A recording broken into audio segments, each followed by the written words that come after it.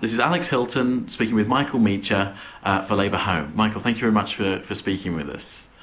I'd like to ask you first why you're standing for leader of the Labour Party. I'm standing because I think it is critical that there is a contest. I think people want to have a choice about who is going to be their leader, and I do think there is considerable concern, to put it mildly, about the direction of travel of the government. I think people, in many ways, that's why we've lost 4 million of our voters, why we've lost half our membership, feel this is not the Labour government that they actually voted for in '97. I want to see a modern, progressive Labour politics.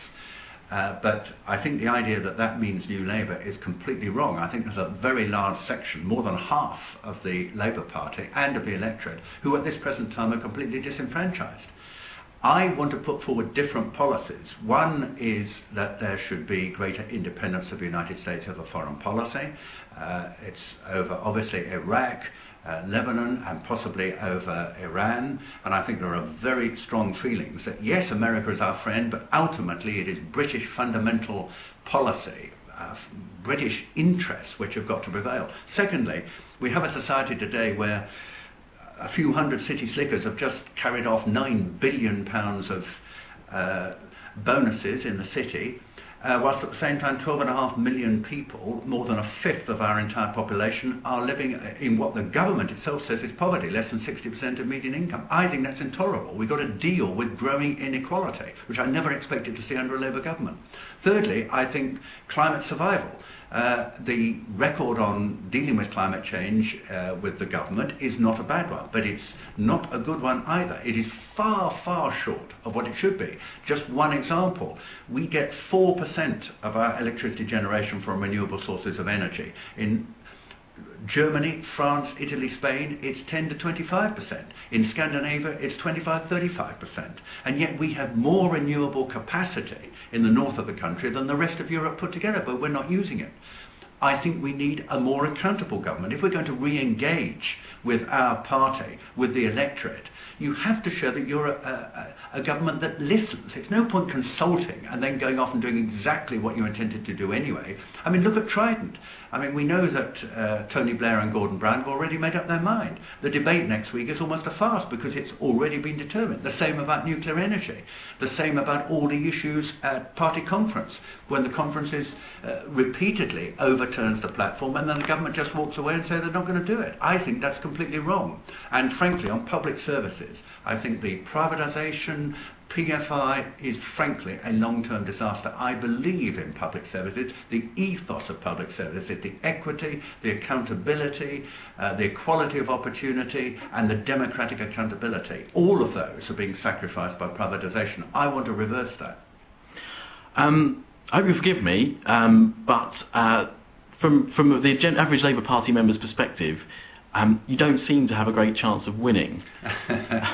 Well, first of all, I think it is rather important to have an election. The problem with the media is, I exclude you from this, but the problem with the media is that they determine the results of the election before it even started. And they'll even tell you not only who's going to win, but by how much. I mean, who thought that David Cameron was actually going to win the Conservative Party leadership when he did a year or 2 years ago? I think we need to give electors their chance to have a say. And I think that if you get outside this Westminster bubble, where the politicians and journalists nestle together, but the world out there, the constituency parties and trade unions, is completely different. They have very different attitudes. It's not about patronage and who's going to have a job in the next Prime Minister. They've got a view about the kind of morality and principles and values and aspirations that the Labour Party stands for. And I think they want that articulated. That's what I intend to do, and we'll see what the result is. So there's been a lot of discussion that you and John McDonnell are splitting a natural constituency on the left of the party. What are your views of this? Well, I think the opposite is the truth. I respect John McDonnell. He's a very decent man. He's articulate. He's got integrity, and I will speak no ill about him whatsoever. But I simply do not believe he's going to get anywhere near the number of nominations. That is 45. And I have exhaustively and comprehensively canvassed the left of the Parliamentary Labour Party, and I know pretty much exactly how many he's going to get, and it's well short of 45, whereas I know that I can get those nominations. I've already got 30 signed up. I've got another 25 who said to me, I'm not actually going to sign up at this point, but I support you. Come back to me as we get nearer the date. And of course, there are those John McDonnell supporters who, if he can't get the number of nominations, may well decide to support the candidate who can. Right. Obviously, there's also been a lot of speculation in the papers about the potential for a sort of Blairite ultra candidate entering the fray. How does that affect the dynamics of the leadership Well, election? I can't do anything about that. We shall see. John Reid clearly was thinking about it for quite a time. I think now he's almost certain not to stand. David Miliband has clearly been pressed very hard, but has decided, I think probably rightly from his point of view, not to stand. I think Anna Milburn would love to stand. There are very good private and personal reasons why I think that's very unlikely, and I think Charles Clarke, in the end, will almost certainly not stand. So I don't think there will be. But if there were, I would welcome it. We would have a wider debate. We would have the right of the party represented by a Blairite standard bearer. We would have Gordon Brown also on the right, perhaps not quite so far, centre-right, and we would have a left candidate and a centre-left candidate, indeed representing what I would see to be the mainstream of the party, who I continue to believe over the last 10 years have been almost totally disenfranchised. So you describe yourself as a centre-left candidate? I would describe myself as a centre-left candidate, but representing the Labour Party mainstream. If you like, if you can see this on camera, if that's the Labour Party... Hang on. Let's have a look at the Labour Party. There we go. There's the Labour Party, and I would put Tony Blair right on the edge. I would say that Gordon Brown was inside that edge, but that leaves a huge area of the Labour Party which has had no voice for the last 10 years. That's me. Okay, right. The deputy leadership. No, let's not go into deputy leadership yet. Prime Minister Michael Meacher. Right, that's what would happen if you won this. What would your programme be? I mean, firstly, what would your cabinet be? And I don't mean people's names.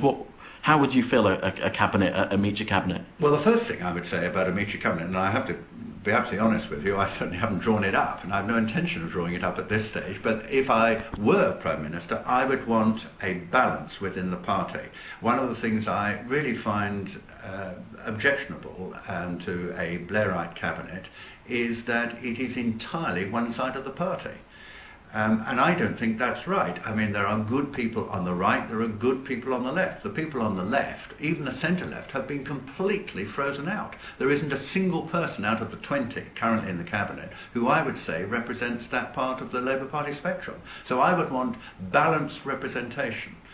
Because that is what we've got in the country. We have people who are on the right of the Labour Party, people on the left, and that should be represented in the cabinet. Would you have the party elect the cabinet as in opposition, or? Well, I do think that is a very important question, and I would say two things after that. First of all, I don't think the Prime Minister, whoever that person is, should simply appoint people who are then totally dependent on him for patronage, and therefore they are accountable to him, and they do not in the same way feel accountable to Parliament or to the Labour Party or the electorate. I would have the Prime Minister nominate who he wants for each post, and those persons then summoned before the appropriate select committee in Parliament and cross-examined and ratified, if that is what the select committee wants. So American style system. It is, exactly. That is what happens in the congressional hearings in the United States. I think we should copy that. And I also think it is quite right that where there is really strong, intense dissatisfaction with the way a particular cabinet member is performing, which does occasionally happen, that person could be summoned back and given a grilling. That doesn't mean that that person is pushed out of the post, but I think that is very likely. If you lose the confidence of your colleagues, you are not going to remain in post. I also think that it is totally wrong that the party chair, the so-called Labour Party chair, is in the cabinet who is a prime ministerial appointee. I mean, of course that person's not a Labour Party chair. That person is simply another person put into the cabinet who is accountable to the Prime Minister. That person should be elected by the Labour Party at conference, and that person should only be able to be removed by conference. That person is accountable not to the Prime Minister but to the party, and that voice should remain loud and clear in the Cabinet. That's what I would do. Right. The deputy leadership. This has so far attracted much more attention than the leadership election. Obviously, there is no campaign at the moment. But what are your views on the deputy leadership, the role and the election? Well, there's been a lot of talk about the deputy leadership is to have a debate. Well, I think it is a thoroughly good thing to have a debate. That's exactly what I want. But I don't think it should just be in the deputy leadership. Where the power is, where it matters, is the leadership. The person who needs to be addressed, who needs to be cross-examined, who needs to be forced to say what he would do if he became leader is Gordon Brown, and those others standing against him would have the same opportunity to say what they would do. That's where the debate needs to be. And I think, I've only had a fortnight, all that I would say is watch this space. I intend to ensure that in the leadership there is far more of a real genuine debate than there has so far been in the deputy leadership.